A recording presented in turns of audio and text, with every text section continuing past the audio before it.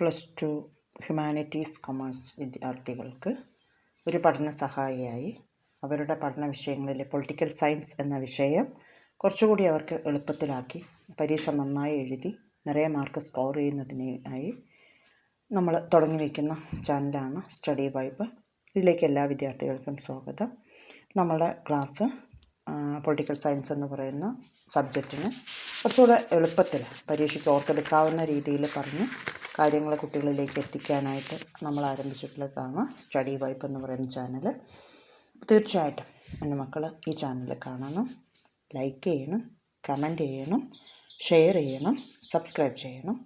അപ്പോൾ നിങ്ങൾ ഈ പരീക്ഷ നല്ല രീതിയിൽ എഴുതി നിറയെ മാർക്ക് സ്കോർ ചെയ്യുന്നതിനായിട്ട് തീർച്ചയായിട്ടും ഈ 18 ചാപ്റ്ററുകൾ പൊളിറ്റിക്കൽ സയൻസ് എന്ന് പറയുന്ന ഈ ചാപ്റ്ററിലെ 18 ചാപ്റ്ററുകൾ നമ്മൾ പഠിച്ച് നിറയെ മാർക്ക് വാങ്ങാൻ സഹായിക്കും എന്ന് ഞാൻ ഉറപ്പ് തരുകയാണ്. നന്നായിട്ട് പഠിച്ചു പോവുക, നിറയെ മാർക്ക് വാങ്ങാനായിട്ട് ശ്രദ്ധിക്കുക. അപ്പോൾ നമുക്ക് തുടങ്ങാം അല്ലേ. ഹായ്, +2 പരീക്ഷയ്ക്ക് തയ്യാറെടുക്കുന്ന എല്ലാ മക്കൾക്കും പഠനത്തിന് പരീക്ഷകൾക്കും നന്നായിട്ട് എഴുതുന്നതിന് എല്ലാവിധ ആശംസകളും. നിങ്ങളിപ്പോൾ അതിന് തയ്യാറെടുത്തുകൊണ്ടിരിക്കുന്ന മക്കളാണെന്നറിയാം. അപ്പം ഞാനിപ്പോൾ വന്നിരിക്കുന്നത് ഹ്യൂമാനിറ്റീസും കൊമേഴ്സും പഠിക്കുന്ന പൊളിറ്റിക്കൽ സയൻസ് വിഷയമായിട്ടുള്ള കുട്ടികൾക്ക് അവരുടെ പഠനത്തിന് സഹായിയായിട്ടാണ് വന്നിരിക്കുന്നത്. അപ്പം നിങ്ങളുടെ പൊളിറ്റിക്കൽ സയൻസിൻ്റെ പഠനത്തിൽ +1 പരീക്ഷയൊക്കെ നന്നായി പാസ്സായിട്ടുള്ള മക്കൾക്ക്, +1 പരീക്ഷയിൽ നിറയെ മാർക്ക് വാങ്ങിയ മക്കൾക്ക് +2 പരീക്ഷ ഒരു വിഷയമായിരിക്കില്ല. പക്ഷേ +1 പരീക്ഷയിൽ കുറച്ചൊക്കെ മാർക്ക് കുറഞ്ഞ മക്കൾക്ക് അവരുടെ മാർക്ക് ഇമ്പ്രൂവ് ചെയ്യാൻ കിട്ടുന്ന ഒരു സുവർണ അവസരമാണ് +2 പരീക്ഷയിലെ പൊളിറ്റിക്കൽ സയൻസിൻ്റെ പേപ്പർ. കാരണം +1 പരീക്ഷയേക്കാൾ സുഖമായി പഠിച്ചെടുക്കാവുന്ന, മനസ്സിലാക്കാവുന്ന വിഷയങ്ങളാണ് ഇതിൽ വരുന്നത്. അപ്പോൾ നമുക്കിതിൽ 18 ചാപ്റ്ററുകളുണ്ട്. 18 ചാപ്റ്ററുകൾ പഠിച്ചിട്ടാണ് നമ്മൾ 80-ൽ 80 മാർക്ക് വാങ്ങിയെടുക്കുന്നത്. വളരെ രസകരമായിട്ടുള്ള വിഷയങ്ങളാണ് ഇതിലുള്ളത്. അപ്പോൾ നമുക്കിതിൽ 1947 ശേഷമുള്ള നമ്മുടെ ഇന്ത്യ, ഇന്ന് വരെയുള്ള നമ്മുടെ ഇന്ത്യയിൽ നമ്മൾ എന്തൊക്കെ കാര്യങ്ങളാണ് കാണും, കേൾക്കും ഒക്കെ ചെയ്യുന്നതെന്നുള്ള വിഷയമാണ് ഇതിൽ പഠിച്ചു വരുന്നത്. നിറയെ മാർക്ക് വാങ്ങാൻ പറ്റുന്ന ഒരു പേപ്പർ കൂടിയാണ് ഈ പൊളിറ്റിക്കൽ സയൻസ് പേപ്പർ. അപ്പോൾ അതിന് നിങ്ങളെ സഹായിക്കാനാണ് ഞാൻ വന്നിരിക്കുന്നത്. അപ്പോൾ സുഖമായിട്ട് നമുക്കൊന്ന് പഠിച്ചു പോയി നോക്കാം. അപ്പോൾ നമ്മുടെ 18 പാഠത്തിലെ ആദ്യത്തെ ചാപ്റ്റർ എന്ന് പറയുന്നത് ചലഞ്ചസ് ഓഫ് നാഷൻ ബിൽഡിംഗ് എന്നാണ്. അതായത് രാഷ്ട്ര നിർമ്മാണത്തിലെ വെല്ലുവിളികൾ എന്ന ചാപ്റ്റർ. ഈ ചാപ്റ്റർ നമുക്കൊന്ന് ഓടിച്ച് പഠിച്ചൊന്ന് നോക്കിയെടുക്കാം. നിങ്ങൾക്ക് വരുന്ന മോഡൽ എക്സാമിൽ കഴിയുന്നത്ര മാർക്ക് സ്കോർ ചെയ്യാൻ കഴിയണം എന്ന് ആഗ്രഹിച്ചുകൊണ്ട് തന്നെ ഞാൻ ആരംഭിക്കുകയാണ്. നോക്കാം നമുക്ക് കേട്ടോ. നമ്മുടെ ഈ ചാപ്റ്ററിൽ പഠിക്കുന്നതിൽ ആദ്യത്തെ ഒരു ക്വസ്റ്റ്യൻ വരുന്നത് തന്നെ challenges of for the new nation എന്നാണ്. അതായത് പുതിയ രാഷ്ട്രം നേരിടുന്ന വെല്ലുവിളികൾ. എന്താണ് ഈ പുതിയ രാഷ്ട്രം എന്ന് വെച്ചാൽ 1947 ഓഗസ്റ്റ് 15 വരെ നമ്മുടെ രാജ്യം ഇംഗ്ലീഷുകാരുടെ കയ്യിലായിരുന്നു. 1947 ഓഗസ്റ്റ് 14 അർദ്ധരാത്രി മുതലാണ് നമ്മുടെ രാജ്യം നമ്മുടേത് മാത്രമായിട്ട് മാറിയത്. അങ്ങനെ നമ്മുടേത് മാത്രമായി മാറിയ ഈ രാജ്യം എന്തൊക്കെ പ്രശ്നങ്ങളെ നേരിടുന്നു, എന്തൊക്കെ വെല്ലുവിളികളെ നേരിടുന്നു, അവരെന്തൊക്കെ കാര്യങ്ങൾ പരിഹരിച്ചു എന്നുള്ളതിനെക്കുറിച്ചൊക്കെയാണ് നമുക്കിതിൽ ഫസ്റ്റ് ഉള്ളത്. അപ്പോൾ നമുക്ക് നോക്കാം. നമ്മുടെ ഇന്ത്യയിൽ 1947 ഓഗസ്റ്റ് 14, 15 എന്നുള്ള ആ ഒരു ദിവസങ്ങൾക്ക് ഒരുപാട് പ്രത്യേകതകളുണ്ട്. ഇന്ത്യക്ക് സ്വാതന്ത്ര്യം കിട്ടിയത് ഓഗസ്റ്റ് 14 അർദ്ധരാത്രി 12 മണിക്ക് ശേഷമാണ് എന്നുള്ള ഒരു ധാരണയിലാണ് നമ്മൾ പോയിക്കൊണ്ടിരിക്കുന്നത് അല്ലേ. അതുകൊണ്ടാണ് 12 മണി കഴിഞ്ഞാൽ പിന്നെ അടുത്ത ദിവസം എന്നുള്ളതിലാണ് നമ്മൾ 15 എന്നുള്ളത് എടുത്തു വരുന്നത്. അപ്പോൾ ഓഗസ്റ്റ് 15-ാം തീയതി ഇന്ത്യക്ക് സ്വാതന്ത്ര്യം കിട്ടി എന്ന് നമ്മൾ പറയുന്നു. അപ്പോൾ ആ സ്വാതന്ത്ര്യം കിട്ടിയ ദിവസം എന്തൊക്കെയാണ് ഈ രാത്രികളിൽ സംഭവിച്ചത്? അതായത് നമ്മുടെ ഇന്ത്യക്ക് സ്വാതന്ത്ര്യം കിട്ടി. ഈ സ്വാതന്ത്ര്യം കിട്ടിയ ദിവസം രാത്രി, അതായത് 14-ാം തീയതി അർദ്ധരാത്രി 12 മണിക്കാണ് ഇംഗ്ലീഷുകാർ ഇവിടെ നിന്ന് പോയത്, നമ്മൾക്ക് സ്വാതന്ത്ര്യം കിട്ടുന്നത്. ഈ 12 മണിക്ക് ശേഷം നമ്മുടെ ഇന്ത്യയിൽ ആദ്യത്തെ പ്രധാനമന്ത്രിയായിരുന്ന ജവഹർലാൽ നെഹ്റു ഇന്ത്യയിലെ എല്ലാ ജനങ്ങളെയും അഭിസംബോധന ചെയ്തുകൊണ്ട് ഒരു സ്പീച്ച്, ഒരു പ്രസംഗം ചെയ്തിരുന്നു. അപ്പോൾ ജവഹർലാൽ നെഹ്റു എന്ന് പറയുന്ന നമ്മുടെ ഇന്ത്യയുടെ പ്രധാനമന്ത്രി നടത്തിയ ആദ്യത്തെ പ്രസംഗത്തിന് ഒരു പേരുണ്ട്. ആ പേരാണ് ട്രിസ്റ്റ് വിത്ത് ഡെസ്റ്റിനി, അതായത് വിധിയുമായുള്ള കൂടിക്കാഴ്ച. ഇത് പിന്നീട്, അന്ന് ഒരു അർദ്ധരാത്രി നടത്തിയ പ്രസംഗമാണെങ്കിലും അത് പിന്നീട് ലോകപ്രസിദ്ധമായിട്ട് മാറി. അപ്പോൾ ആ ടോക്ക്, അതായത് വിധിയുമായുള്ള കൂടിക്കാഴ്ച എന്ന പ്രസംഗം വളരെ പ്രശസ്തമായി മാറി. അപ്പോൾ നമ്മളിവിടുന്ന് ഒരു വൺ വേർഡ് ക്വസ്റ്റ്യൻ പഠിക്കുകയാണ്. അതായത് ഇന്ത്യക്ക് സ്വാതന്ത്ര്യം കിട്ടിയത് എപ്പോൾ എന്ന ചോദ്യത്തിന് നമുക്ക് ഉത്തരം 1947 ഓഗസ്റ്റ് 15. പക്ഷേ 14-ാം തീയതി അർദ്ധരാത്രി 12 മണിക്കാണ് ഈ പ്രസംഗം ആരംഭിക്കുന്നത്. അതായത് 12 മണി കഴിഞ്ഞിട്ട് അവർ പോയി, നമ്മൾ ജവഹർലാൽ നെഹ്റു പ്രസംഗം ആരംഭിക്കുന്നു. ഈ പ്രസംഗത്തിൻ്റെ പേരാണ് വിധിയുമായുള്ള കൂടിക്കാഴ്ച. അപ്പോൾ 2 പേര് ഓർത്തു വയ്ക്കുക. ഒന്ന് ജവഹർലാൽ നെഹ്റു, അദ്ദേഹത്തിൻ്റെ കൂടെ ചേർക്കാവുന്ന പേരാണ് ട്രിസ്റ്റ് വിത്ത് ഡെസ്റ്റിനി അഥവാ വിധിയുമായുള്ള കൂടിക്കാഴ്ച. അപ്പോൾ ജവഹർലാൽ നെഹ്റു എന്ന വാക്ക് വിധിയുമായുള്ള കൂടിക്കാഴ്ച. ഇതൊരു വൺ വേർഡ് ക്വസ്റ്റ്യൻ ആവാം, ഒരു AB കോളങ്ങളിലേക്ക് വരുന്ന ചോദ്യമാവാം. എനിവേ എൻ്റെ മക്കൾ ഇതൊന്ന് പഠിച്ചു വയ്ക്കാം. ദെൻ നെക്സ്റ്റ് ക്വസ്റ്റ്യനായിട്ട് ചോദിക്കുന്നൊരു ചോദ്യം, അതായത് ഇതിലെ അടുത്ത കാര്യങ്ങൾ, ഈ സ്വതന്ത്ര ഭാരതത്തിലൂടെ ഈ പ്രസംഗത്തിലൂടെ നെഹ്റു നമ്മളോട് പറഞ്ഞ കുറേ കാര്യങ്ങളുണ്ട്. അതിലൊരു വിഷയമാണ് അവർ national movement had 2 main goals. അതായത് സ്വതന്ത്ര ഭാരതത്തിന് 2 ലക്ഷ്യങ്ങളുണ്ട്. അപ്പോൾ സ്വതന്ത്ര ഭാരതത്തിന് എത്ര ലക്ഷ്യമുണ്ടെന്നാണ് നെഹ്റു നമ്മളോട് പറഞ്ഞിരിക്കുന്നത് ഈ പ്രസംഗത്തിലൂടെ? സ്വതന്ത്ര ഭാരതത്തിന്, ഇന്ത്യൻ ദേശീയതയ്ക്ക് 2 ലക്ഷ്യങ്ങളാണ് ഉള്ളത്. അപ്പോൾ ആ 2 ലക്ഷ്യങ്ങൾ എന്താ? നമുക്കെല്ലാവർക്കും ലക്ഷ്യമുണ്ട്, അതുപോലെ നമ്മുടെ ഭാരതത്തിനും 2 ലക്ഷ്യങ്ങളുണ്ടായിരുന്നു. ആ 2 ലക്ഷ്യങ്ങളിൽ ഒന്ന്, free India should march ahead through a democratic government. അതായത് സ്വാതന്ത്ര്യത്തിന് ശേഷം ഇന്ത്യയിൽ ഒരു ജനാധിപത്യ ഗവൺമെൻറ് സ്ഥാപിക്കണം. അവർ national government had 2 main goals. First one, free India should march ahead through a democratic government. The second one, രണ്ടാമത്തെ point, the government should stand for the welfare of all, particularly the poor and socially disadvantaged sections of Indian people.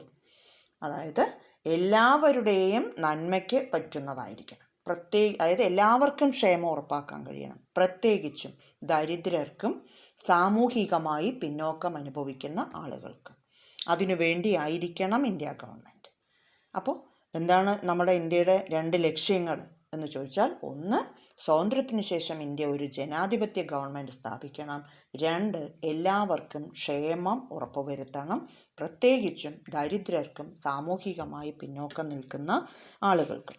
അതായത് free India should march ahead through a democratic government.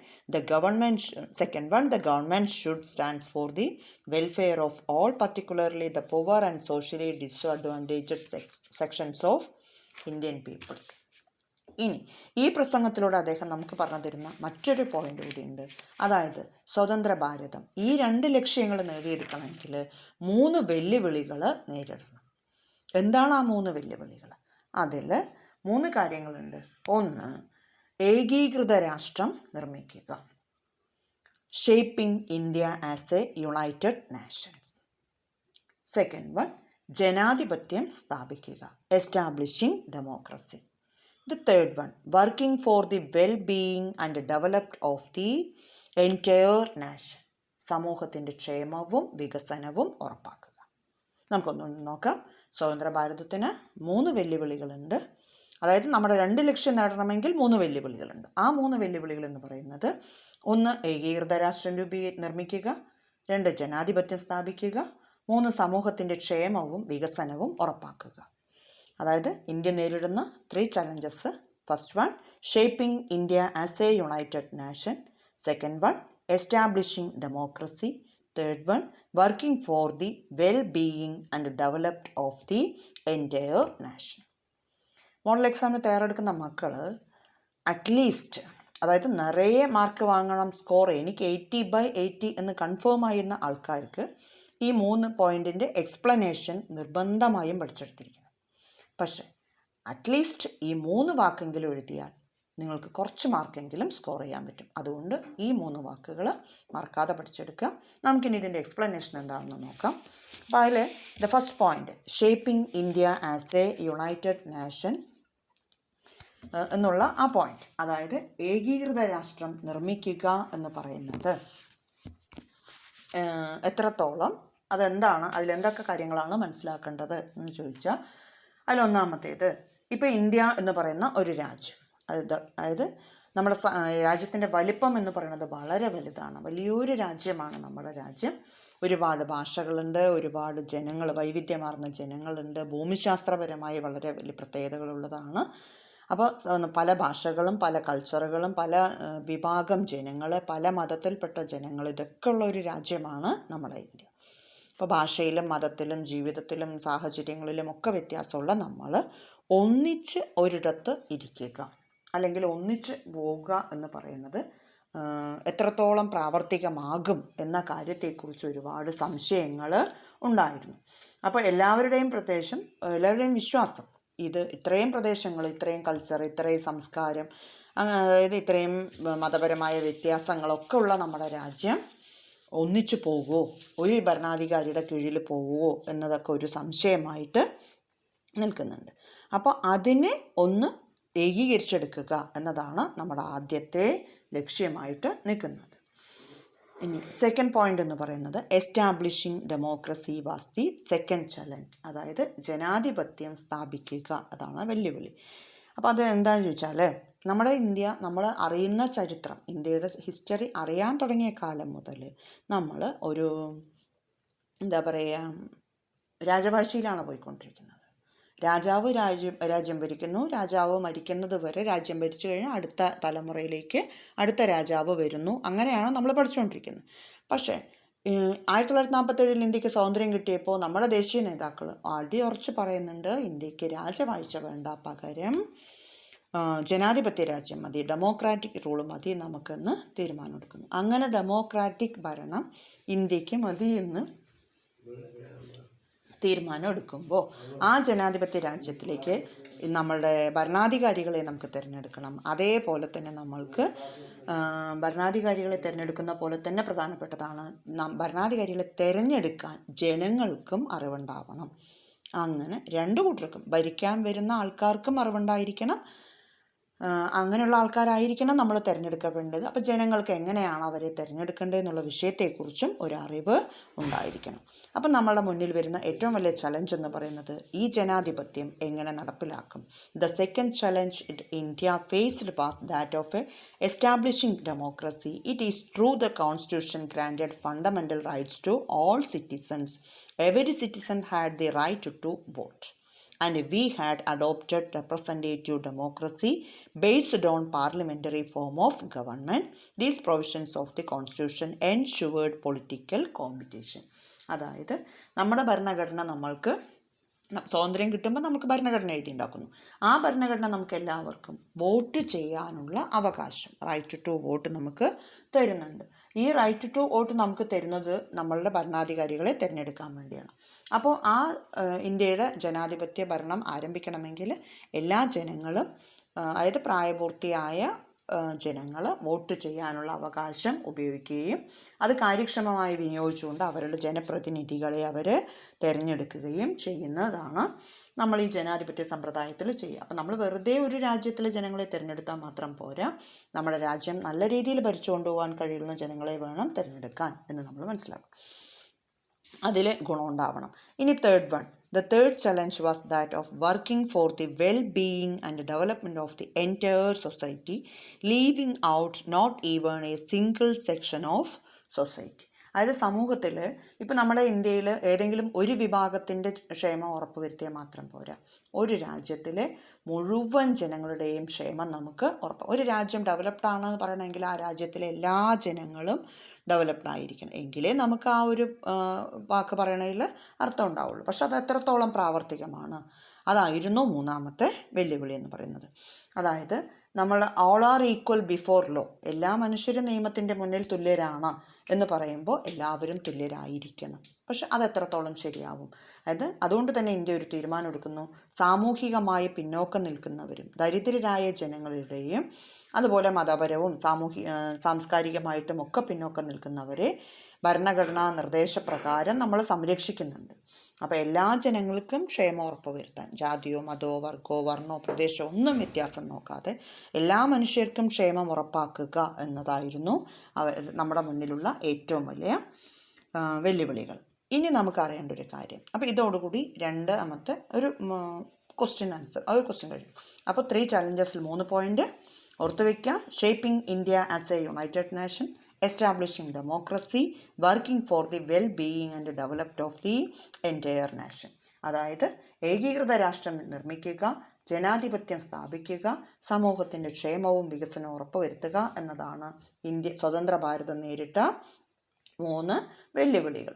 അപ്പോൾ ഇത് എന്താ പറയുക, എനിക്ക് കുറച്ച് mark മതി, എനിക്ക് ജയിച്ചാൽ മതി പരീക്ഷിക്കുന്നതാണെങ്കിൽ നിങ്ങൾക്ക് ആ ഫ്ലോ ചാർട്ട് മാത്രം നോട്ട് ചെയ്താൽ മതി. അല്ല നിറയെ മാർക്ക് വാങ്ങണമെന്നാണെങ്കിൽ താഴെയുള്ള ആ എക്സ്പ്ലനേഷൻ നമ്മൾ പഠിച്ചെടുത്തിരിക്കണം. ഇനി നമുക്കറിയേണ്ട അടുത്ത കാര്യം എന്ന് പറയുന്നത് ഇന്ത്യയുടെ വിഭജനമാണ്. 1947-കളിൽ നമ്മുടെ ഇന്ത്യക്ക് സ്വാതന്ത്ര്യം കിട്ടും എന്ന് വന്ന ഒരു കാലഘട്ടങ്ങളിൽ നമ്മുടെ ഇന്ത്യ നേരിട്ട ഏറ്റവും പ്രധാനപ്പെട്ട പ്രശ്നങ്ങളിൽ ഒന്നായിരുന്നു പാർട്ടീഷൻ ഓഫ് ഇന്ത്യ, ഇന്ത്യയുടെ വിഭജനം എന്ന പ്രോസസ്സ്. ആ വിഭജനം എന്നുള്ള പ്രോസസ്സ് എന്താണ്, അതിൻ്റെ കാരണങ്ങൾ എന്താണെന്ന് നമുക്ക് നോക്കാം കേട്ടോ. അപ്പോൾ നമുക്കത് ആ ഒരു പ്രോസസ്സ്, ഇപ്പം ഞാൻ 3 ക്വസ്റ്റിനും അതിൻ്റെ 3 ആൻസറുകളുമാണ് നിങ്ങൾക്ക് എക്സ്പ്ലെയിൻ ചെയ്തത്. നമുക്കിതിൻ്റെ അടുത്ത ഒരു ഷുവർ ക്വസ്റ്റിനാണ്. 8 മാർക്കിന് നമുക്ക് ചോദിക്കുന്ന 2 ക്വസ്റ്റിനുകൾ, അതായത് 2 പാർട്ടുണ്ട്. ഒന്ന് പ്രോസസ് ഓഫ് പാർട്ടീഷൻ എന്നതും മറ്റൊന്ന് കോൺസിക്വൻസ് ഓഫ് ദി പാർട്ടീഷൻ എന്നത്. ആ 2 ക്വസ്റ്റ്യൻ്റെ ആൻസറും കൂടി ഒരുമിച്ചായിരിക്കും നമുക്ക് 8 മാർക്കിന് ചോദിക്കാൻ സാധ്യതയുള്ളത്. അപ്പോൾ അത് ഷുവർ ക്വസ്റ്റ്യനാണ്. അതുകൊണ്ട് തന്നെ നമ്മളത് നിർബന്ധമായിട്ടും ഈ ചാപ്റ്ററിൽ നിന്ന് പഠിച്ചെടുത്തിരിക്കണം. നന്നായിട്ട് ആ പേപ്പർ പ്രസൻറ്റ് ചെയ്താൽ നമുക്ക് നിറയെ മാർക്ക് സ്കോർ ചെയ്യാൻ പറ്റും. ഓക്കെ, അപ്പോൾ നമുക്കത് അടുത്ത ഇതിൽ കാണാം. മക്കളെ, ഇന്നത്തെ നമ്മളെ വീഡിയോ അപ്പോൾ അവസാനിപ്പിക്കാൻ സമയമായി. നിങ്ങൾക്ക് ക്ലാസ് മനസ്സിലായിട്ടുണ്ടാവും എന്ന് ഞാൻ വിശ്വസിക്കുന്നു, ഇഷ്ടമായിട്ടുണ്ടാവും എന്ന് വിശ്വസിക്കുന്നു. തീർച്ചയായിട്ടും നിങ്ങളിതൊന്ന് ലൈക്ക് ചെയ്യുക, കമൻറ്റ് ചെയ്യുക, ഷെയർ ചെയ്യുക, സബ്സ്ക്രൈബ് ചെയ്യണം. അതിനടുത്തുള്ള ബെൽ ഐക്കൺ അമർത്തുക. ഓക്കെ.